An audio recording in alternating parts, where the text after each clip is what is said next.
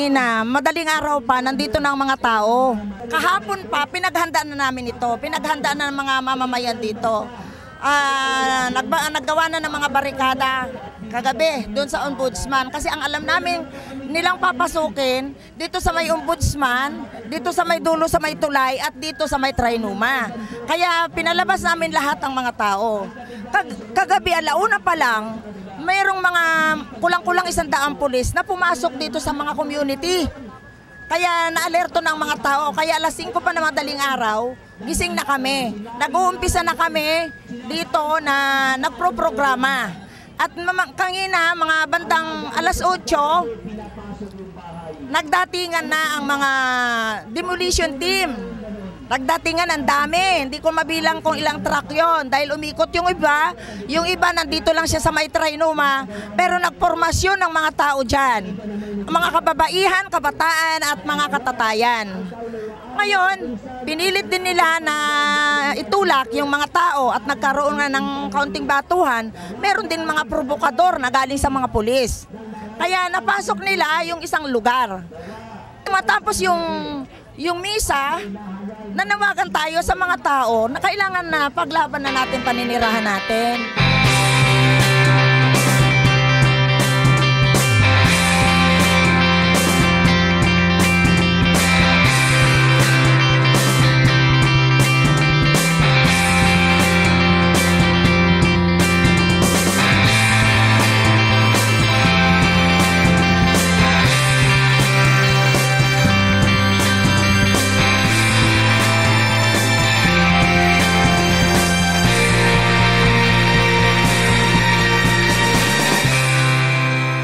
Mahigpit namin tinututulan ang pagbababa ng notice of eviction noong nakarang Miyerkules sa Area J at City dito sa Sitio San Roque na pangunahin na tatamaan ng forma ng pambubusabos ng gobyerno para bigyan daan yung Central Business District na nilagdaan ni Pangulong Gloria Macapagal Arroyo na nakaraang administrasyon at ang dating mayor ng Quezon City na si Stanny Belmonte.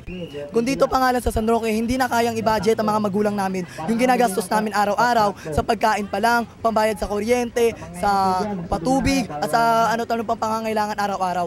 Paano pa namin babudgetin kung nandun na kami sa Montalban at gumagastos siya ng pamasahe na kumulang ng 100?